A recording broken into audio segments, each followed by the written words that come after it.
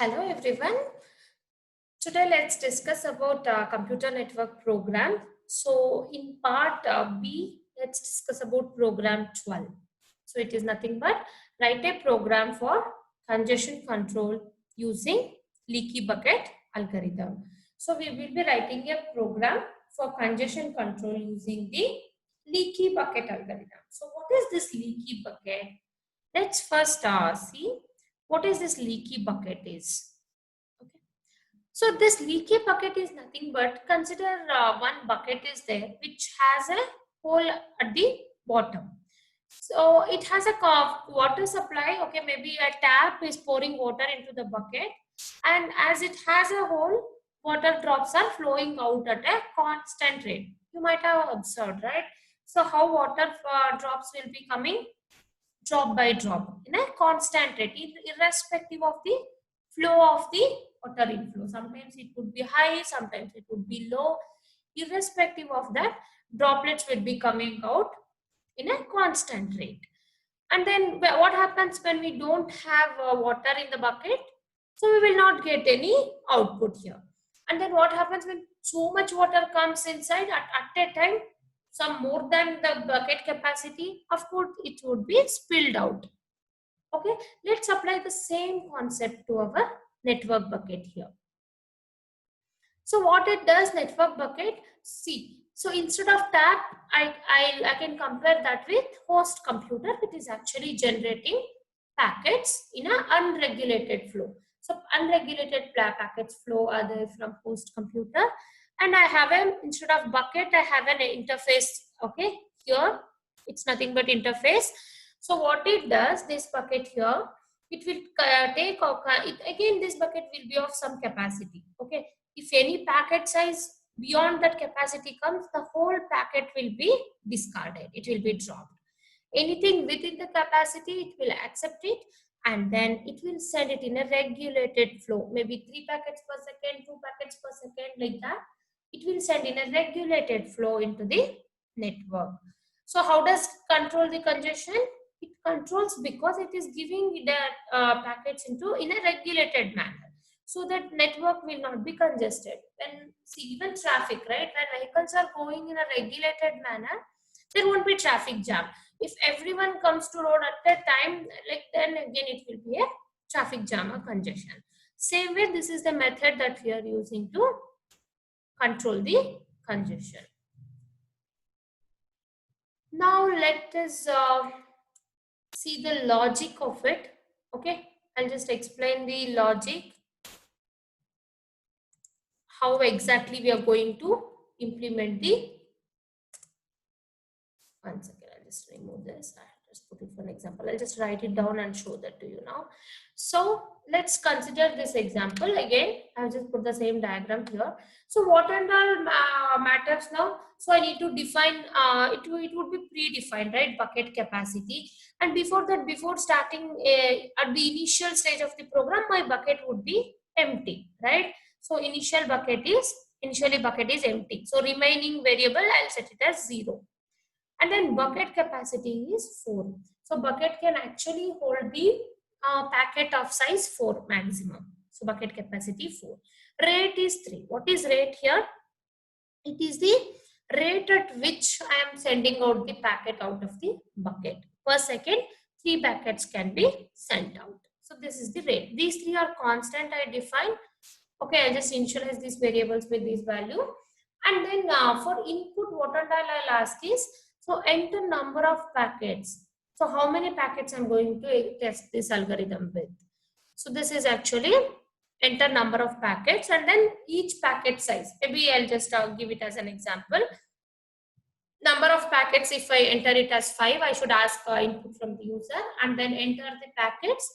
Okay, user has to enter. Maybe let's take an example. 2, 4, 1, 5, 3 are the packets I have entered.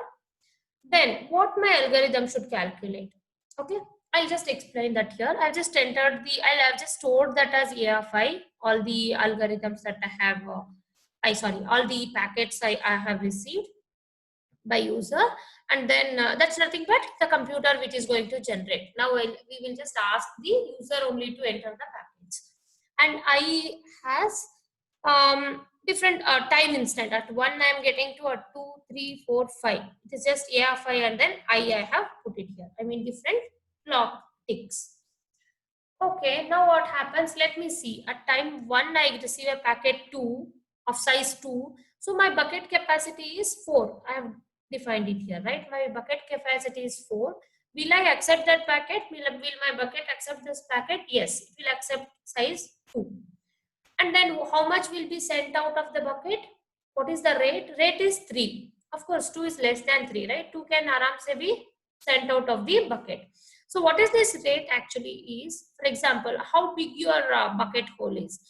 So here, I considered my bucket can send out 3 liters of water in a second, in a clock tick. That's what it is. So I have just 2 liters and then I can send complete 2 liters out. So how much is remaining in the bucket? 0. Because I have sent out full 2 liters, whatever I had received. Next, I have a packet of size 4 here. So 4, what is the bucket capacity? Again, it's 4. So no issues. I received that here. And then what happens? Sent. How much I can send? Though I have 4 liters, I can't send complete 4 liters because my rate is only 3. So I just send 3 here.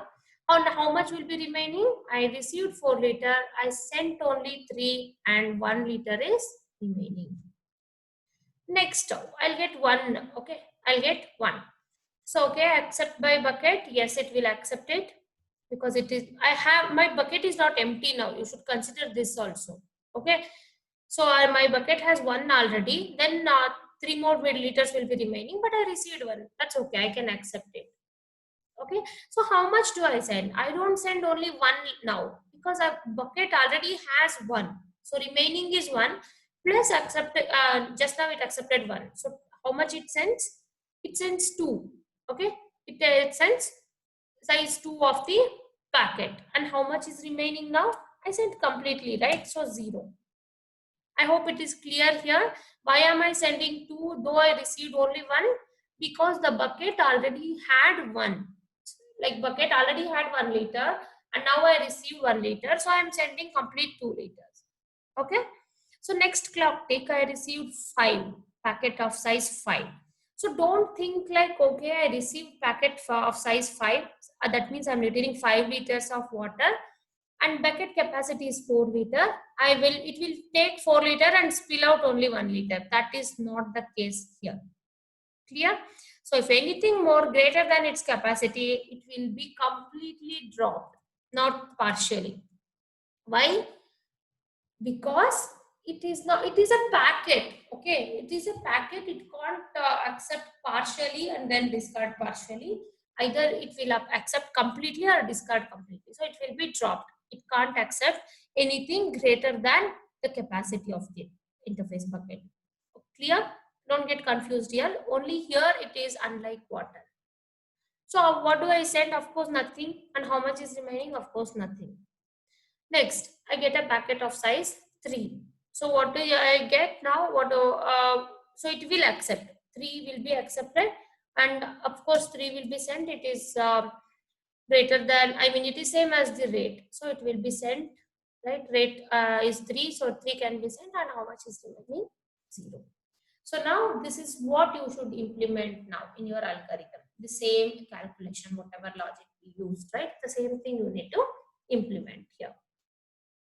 So, and also one more thing, we will be implementing this in Java and we'll use Ubuntu.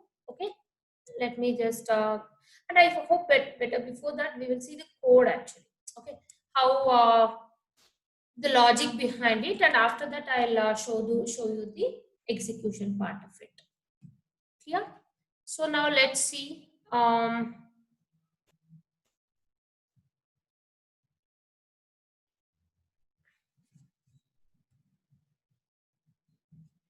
So here I have the code. Okay, so I hope you have already done Java programming in previous semesters. So I'll just tell in a high level like what exactly these things are.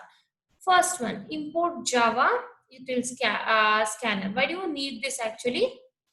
So this one actually class is a simple text scanner. Okay, which can press primitive type and strings using regular expression.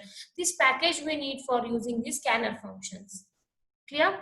And then import java.lang. So why do I need that? Why do I need this one? It provides classes that are fundamental to the design of Java programming language. So some basic classes we need actually. So that's why I actually import this particular Java package. Okay, package. So these two are standards.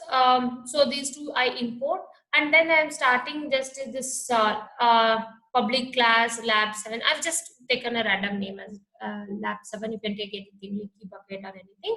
Only thing that you need to keep in mind is, see, this public class name, right? Whatever name you are giving, the same name should be, you should save this file with the same exact name in Ubuntu. Otherwise, you can't execute, it will throw an error. And it is case sensitive. So if you're giving all small letters, give all small letters only while saving the name also. Whenever you are saving this program in Ubuntu, you should give the same file name. Clear? And I've just started with a public class, and then okay, I have one more public start by main function. Okay, it is starting, and then I have some initializations here. Okay, int I is nothing but how many packets I mean clock tick I can consider it as. Okay, and then yeah, 5 I'll be taking it just with a new int. Okay, some initializations here. And then what I do, okay, bucket remaining, I showed you, right, some variables. Bucket remaining, I'll set it as 0, bucket capacity 4, and rate is 3. Okay, and also I initialize a way, I mean, I define a variable sent and receive. Same things that I've discussed, right, in the logic. Now, this line we need to include it every time. Have you remembered? So this one actually, scanner in is equal to new scanner system.in. What it does actually, I hope you remember, you use this line in almost all of your Java programs. What it does is it creates a new scanner instance which points to the input stream passed as argument. Okay, for scanner purpose, you use this one.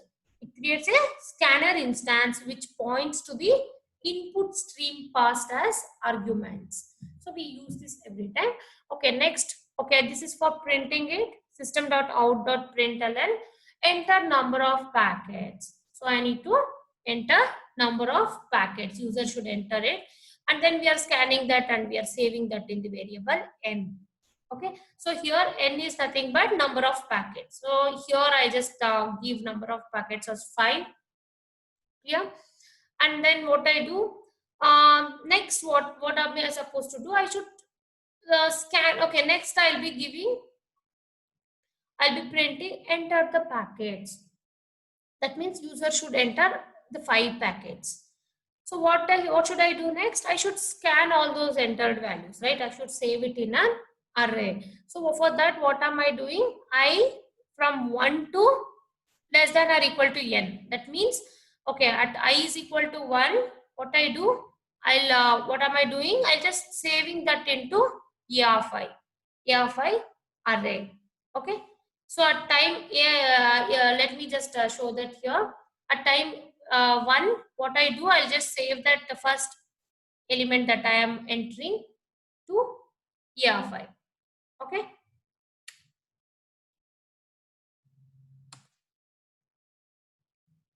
I'll just put that one by one here.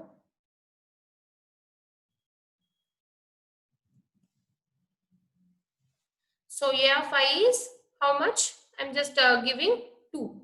Okay, I'll save that there. And what happens next?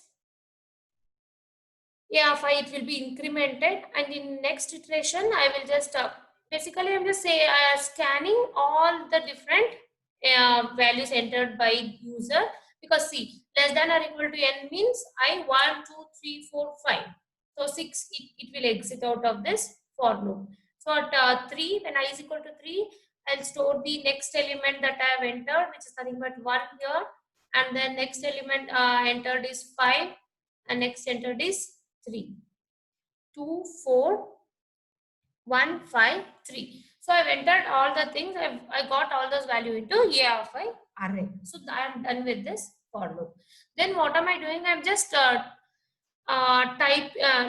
printing the header of the heading of my output. Okay, in output, what and all I want to show is I want to show the clock. Okay, clock tick 1 2 3 4 5, packet size, all these values one by one, and then whether they got accepted or dropped, and then how much was sent, how much was remaining. So I'm just printing out the header. Next, I'll get into the actual logic here. Okay, so actual logic, I'm just coming here. Let me just increase the font size here.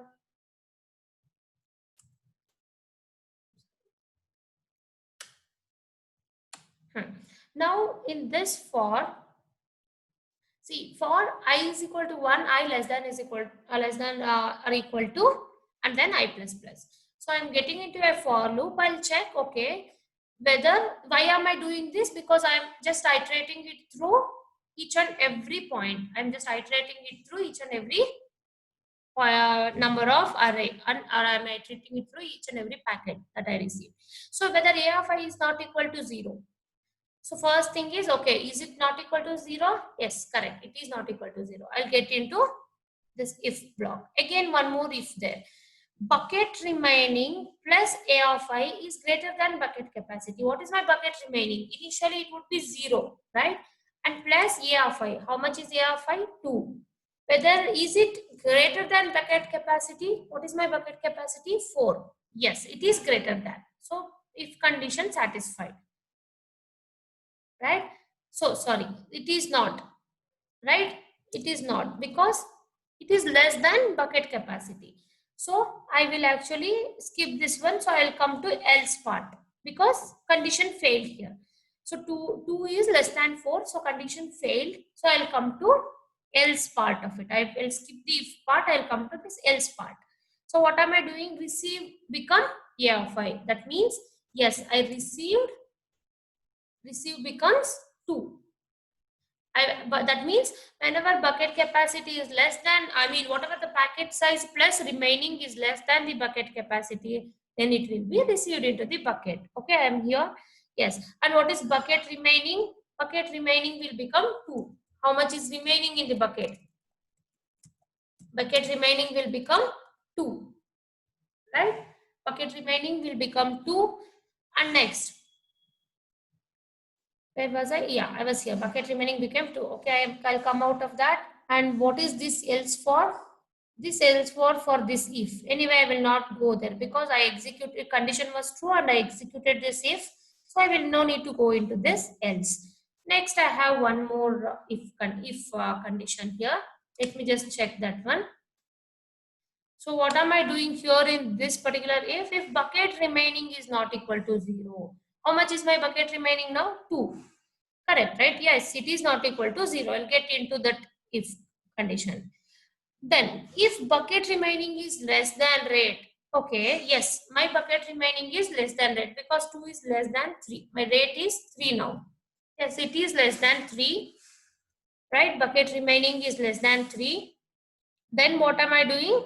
Sent is equal to bucket remaining. So what do? I send everything. Sent will become my 2. So I'm sending all the packets. Clear? I'm sending out all the packets here. And then bucket remaining, I'll make it as 0. Bucket remaining, I will make it as 0. Clear? I'll just make the bucket remaining as 0. I don't need to get into this else, because if condition itself satisfied, so I don't need to go here. Then this else also I don't need to go, because if this if only satisfied, so I executed this else also I don't need to go. And then what happens? Sent will become, so else anyway I won't, right? So one more if is there. If receive is equal to -1. If it is not, how much is my receive? My receive is 2. It is not equal to -1. So I'll go to this else. What am I doing? I'm just reprinting all these things. What are all these? A of I, receive, and then send bucket remaining. Bucket remaining should become 0. Okay, and then what? Send should be 2 bucket, and then bucket remaining, of course this is the value, right? Because this is the latest assignment here. See here, I have just taken the output. See, clock 1, I enter, I got packet 2, accepted 2, correct, right? Accepted, received, I am printing it as accepted. Yes, it is 2. How much is sent and remaining? Sent is 2 because I'm sending the packet 2, and then remaining is 0. Clear? Remaining is 0. So only thing, so what happens when you get packet size greater than that? What happens when you get packet size greater than that? Maybe let's quickly go through the second iteration. Okay.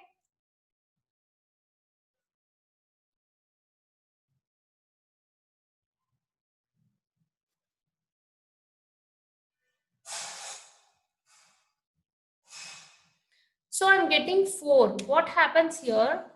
Same way you just analyze for second one also. What happens when it is greater than 4 means like it is more than the rate, right? It is more than the rate. What happens here? Bucket remaining minus rate, right? So what will happen here? It will take like, okay, bucket remaining will be 4, rate is 3. So minus 1. I mean, bucket remaining will get the value of 1, whereas we sent only the 3. That is what is difference in the second iteration. Clear? And then next one. So next one is see 3 and 1, right? 3 and 1 we have. So I'm sorry, at 3 I have only 1, so that also happens same way. Whereas in fifth packet, okay, I mean whenever the packet size is 5, what happens? You see this one. Yeah, so whenever bucket remaining plus AR5 is greater than bucket capacity, so bucket remaining plus AR5 becomes 5 and bucket capacity is actually 4.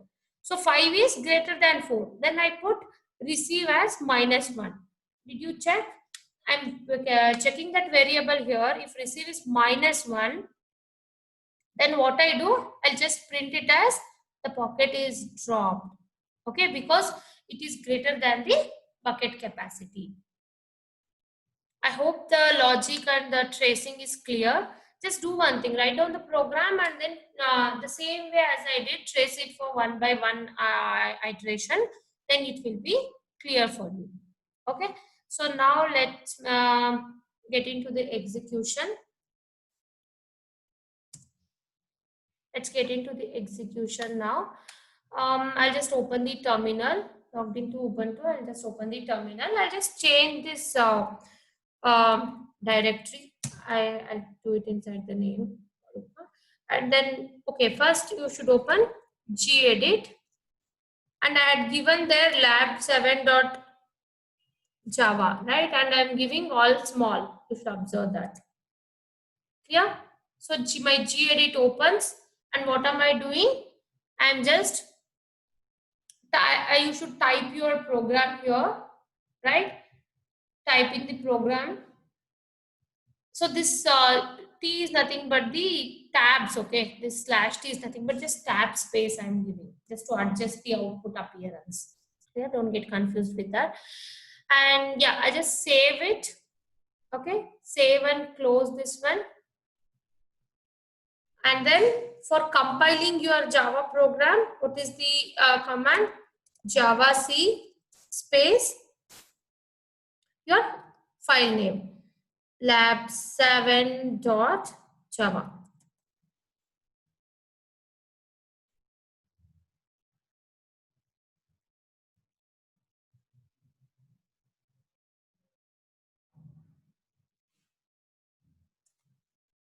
Sorry, I typed in a wrong command. javac, I skipped one.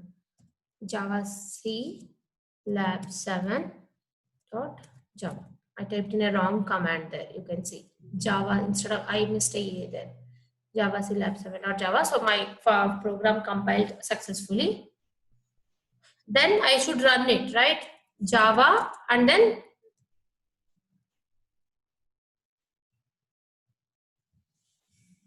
file name. Okay. So Java and then the file name. So this is the command for executing your program. Java lab 7. So enter number of packets. Okay, I enter 5. I need to enter 5 packets. Let me give the same output that I discussed here so that we can verify whether the values are correct. 2, 4, 1, 5, 3. Okay, I'll just give these one only. 2, 4, 1, 5, 3. See, this is the output I get. Clock, packet size, accept, send, and then remaining. Okay. So at clock 1, 2, 3, 4, 5, I am getting packet size 2, 4, 1, 5, 3, and this is what is happening there. Let's see whether this one is same as whatever I have got. Let us just verify these two. What the logic that we applied and implemented, whether both are same.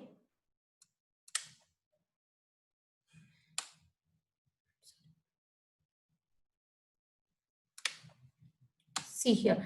So it got accepted. Yes, 2 got accepted, 4 got accepted, 1 got accepted. Again, it dropped 3 and sent 2, 3, 2, 0, 3. And remaining is actually only in second row.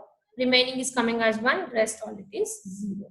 So our logic, whatever we implemented here and then whatever we discussed, both are same. Only thing that you need to do is to learn the program. Don't mug up the program. The way I showed you, just trace the program for all the, take 5 values, trace it for each and every, okay? Then you will actually learn the program. Don't mug it up. Clear? Yeah. Thank you.